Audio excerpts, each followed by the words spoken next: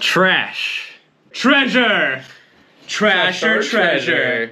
And today, we're reviewing Malignant. We're never doing that opening again.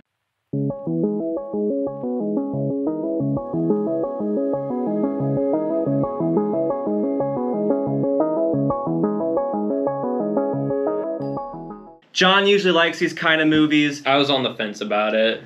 Yeah, I hate spoogly woogly jump scare movies like Paranormal Activity, The Conjuring, Insidious, The Grudge. It just, spooky stuff happens, and there's a jump scare, there's a jump scare, and then eventually the spirit or whatever crescendos in enough of a form to kill people or whatever.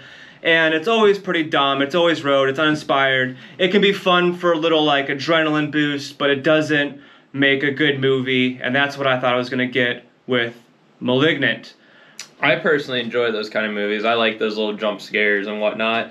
Yeah, I mean, not every movie's good at executing it, or get me every time, but I do enjoy a good flick like that, so I was on the fence about it. But the commercials, the commercials were a little dry for it, and the first 2/3 of the movie, they were actually pretty dry, other than the first 2-minute beginning. Well, there's 5 minutes at the beginning there, so yeah. Actually, starting out, I was pleasantly surprised. It shows lightning in this creepy cathedral asylum, and it looked kind of 80s and cheesy and corny, and I really like that kind of stuff. It had that 80s schlock feel. Well, that's what I didn't like about it. I didn't like the cheesy kind of. Oh no, that was the best part of the whole movie. Well, because it went from kind of cheesy to when it got to the actual movie, it was all serious. I thought it didn't mesh. It didn't, but instead of being, that, I'm not mad at the first few minutes. I'm mad at the rest of the movie that wasn't like that and was dumb. Well, the rest wasn't dumb. The first 2/3 of the movie, first two acts, pretty dry overall. It really does have that spoogly woogly feel to it that I mentioned earlier. Pretty rote, uninspired. There's some cool scenes because they can control electricity, the antagonist, the cancer, as it's called in the movie. Well, and there's the thing that threw me off is there's a bunch of different little things that a lot of dots you had unconnected, and when you do get to the climax of the movie, all those dots, they really mesh and connect well, which I was not anticipating or expecting that. No, I did think that was cool. I thought there was going to be a lot of plot holes. I was glad to see there wasn't. There was more of a plot than I even thought, for a scary really? movie. Well, it comments on how powerful the mind is, relationships, and actually it doesn't have a dumb love story, although it does... I should throw a spoiler alert in here. Oh yeah, spoiler alert. If you're planning on seeing it, don't watch the rest of this. But there's some cool stuff in there in the first 2 acts of the movie, but digging into it, you really get to the meat of the bones in the 3rd act. You start off the movie really with Madison, who's in an abusive relationship. She gets a concussion from her abusive husband, which we will later find out unlocks the cancer that has been pushed into her literal brain by a surgery. So that was pretty dope. I was kind of embarrassed how long it took us to realize what was going on. It's on the back of her head. Well, I'm usually good at calling movies what. Yeah. And I don't know, I didn't connect those dots. She wasn't going to the hospital, and that was throwing me off. Right. She's just walking around with her because the sister was like, "You're Madison, you're bleeding." And it's well, make her go to the hospital. She has a concussion. So that was weird. Cutscenes, man. Yeah, it's don't mention that again. So, that was pretty weird. There was an overall bizarre feeling to the movie, but pretty boring and straightforward. This kind of spoogly woogly. You think the spirit's coming to haunt her periodically, and it's the spirit of the cancer. Well, about halfway through the movie, you see, the cancer that we thought died is a physical being. You can get hurt, it can get shot at, it can run away. And you're well, there's a head scratcher. What? Is this a spirit, or is what's going on? So, that was pretty cool. There's actually an action chase scene where the cop chases down the cancer. You go all the way down into Seattle Underground, which Seattle Underground is a real thing. It's a real thing. Seattle Underground. It's dope. So he chases the cancer. Tell what it is. Well, okay. It's an okay, I'll say it. It's a town that they built a town on top of back in like the 1900s. Yeah, something like that. Yeah, like Seattle burnt down. Yeah. And so they built a level up to keep Avoid it from flooding. Yeah. And there actually is like rumors of corridors that stretch on for miles. Anyway, so this is where the chase takes us. It takes us down there. It's super cool, actually. It's a good action scene. Yeah, he's running, and what makes it cool is even though there's not a lot of fighting, you get to see some pretty cool parkour. And when you see the body, it's like moving weird and running backwards. That probably should have tipped us off, but whatever. Well, and one thing I didn't like from that scene is like when you get to the actual like fighting scene, the whole time they're through this Seattle underground, there's like no fog. And you get to the fighting scene, there's just like, all of a sudden, it's just all foggy and misty. Yeah. So that was funny, yeah. For some reason, there was fog billowing out of the pipes into all these carriages, and you get like a weird glimpse back into the 1800s in this kind of fight scene. And it ends pretty quickly, but it is a generous change the pacing after what has previously been an overall boring movie. So I was grateful for that cool little chase scene. Then you start to get into the third act of the movie. This is where it really opens up. I actually edged forward on my seat a little bit.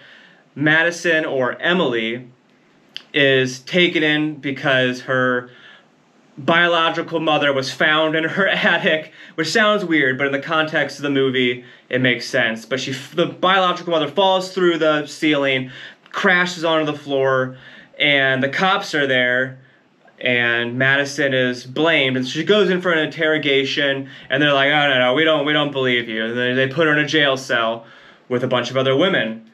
And police officers. Yeah. Well, I mean, they're not in the cell, but... The police officers aren't in the cell, right? But, so she's in there, and they're picking on her, and they're like, there's these big tough girls, right? There's all these colorful characters you can already tell something's about to go down. It's awesome. Well, they try to, assault her.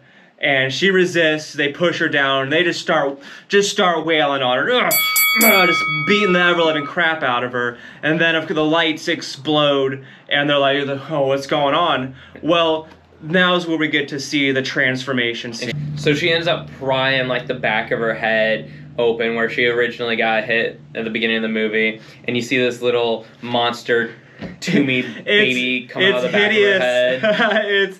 It's grotesque. Pops his little eyes out. Yeah, that scene got me. It was grotesque. It was visceral.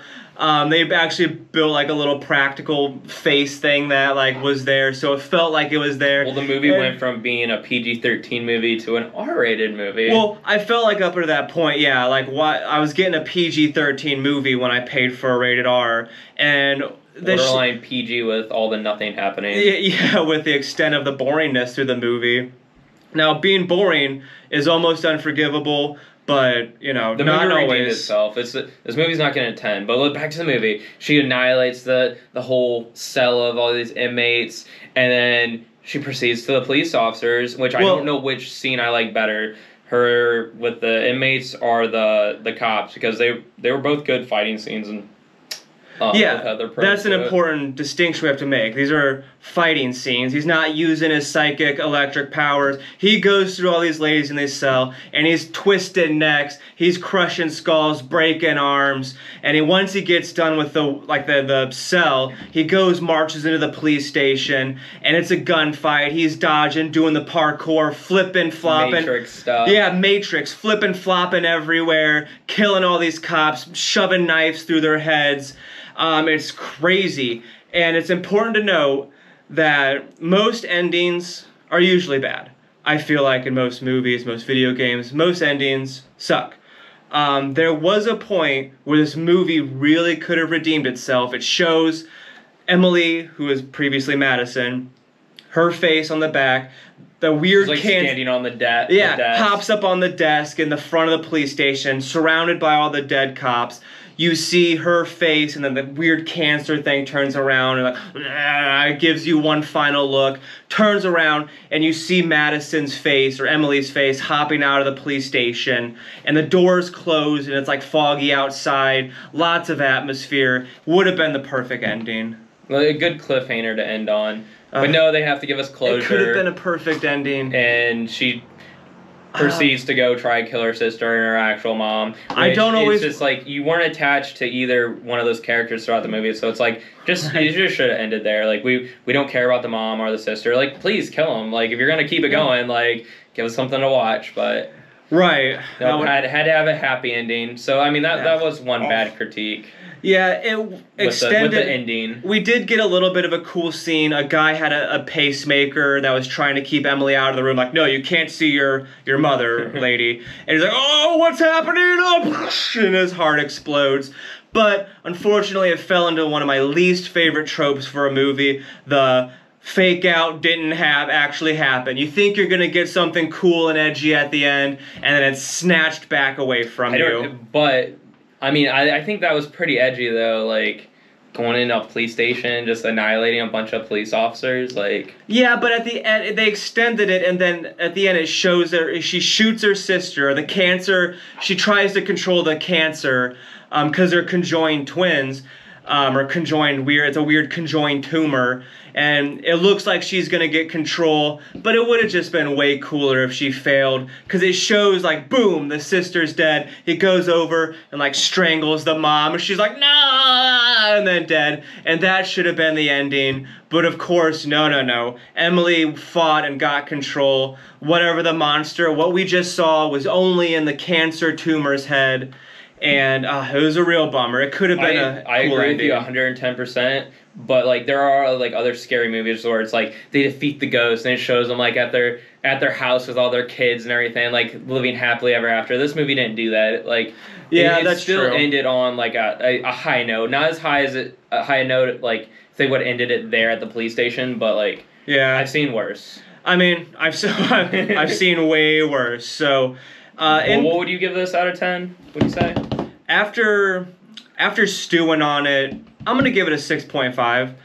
The beginning half sucked. I like the cheesiness at the beginning. I like the sort of how the message on how powerful a mind can be. I like the third half of the movie. Not a great ending, but overall, I say watch it. I give it a 6.5. When I first walked out of the theater, I was still riding like the high from like the end of the movie, like all the action scenes, and I told Mitch, I'm like, I'd rate it like a 7. Like that was a pretty good movie. But honestly, the 80s kind of feel, the cheesy feel at the beginning, and going half of a movie till anything really happens. Like after I thought about it, like it doesn't deserve a 7. I'm actually gonna give it like tempted to give it a 5.5, but I'm gonna give it a 6 because the ending was good. Yeah, that seems fair. I like the cheese. I didn't like the ending, so that sort of balances it out a little bit. Yeah. So I think we both about 6.5. So I would definitely watch it. Maybe not go to theaters, but I would say if you're going to watch it, might as well watch it in a theater. I think it's worth the price of admission at least. But I don't know on the smaller screen if it's going to have the same impact unless you got a good sound system. So, but that's neither here nor there. I appreciate you guys watching our video. Just pirate the movie and check out one of our other videos right here. Yeah, we've got lots of cool content and this one or that one. Yeah. And subscribe right there. Don't watch that one. I'm joking. Watch that one.